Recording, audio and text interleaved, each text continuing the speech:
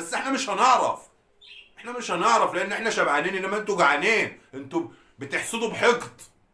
انما احنا بنحسد لمجرد ان احنا عايزين يعني عايزين نعمل زيكم وخلاص. ما نعرفش نغل زيكم كده. انتوا عندكم غل. حتى الواد وهو بيقول لك حتى اليوتيوبر بتاع الزمالك، اي يوتيوبر بيطلع يقول لك ايه هيلعبوا في كاس العالم ليه؟ هم عملوا ايه؟ هو الوصيف والتاني البطيخه اللي قاعد في القناه يقول لك ايه؟ افريقيا طالعه براسين؟ لا، طالعه بثلاثه يا اخويا، طالعه بثلاثه.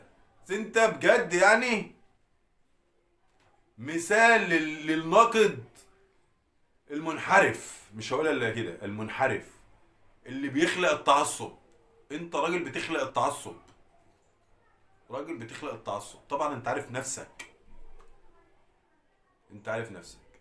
جايبين حكم من بولندا، الحكم اللي هو حكم نهائي كاس العالم اللي فات ده على طول بتاع الارجنتين وفرنسا، هيحكم للاهلي وبيراميدز.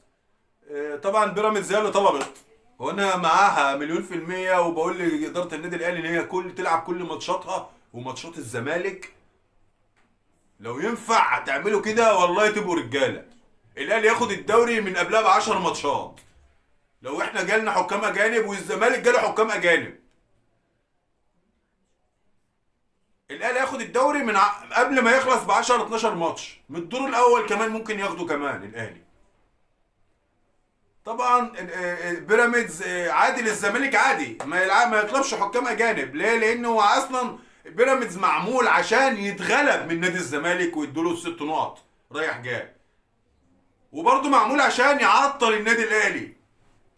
يعني تركي آل الشيخ لما جه عمل النادي ده عمله عشان يعطل النادي الاهلي ويساعد نادي الزمالك بانه يديله الدوري 6 نقط ويعطل النادي الاهلي. ده معمول عشان كده، مش عشان ياخد بطوله.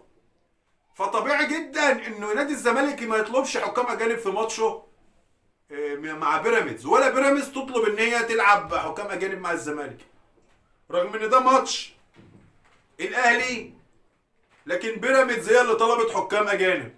الضيف هو اللي طلب، الضيف هو اللي طلب حكام اجانب، والاتحاد الكره وافق له على طول وقبلها ب 24 ساعه، مفيش اي مشكله.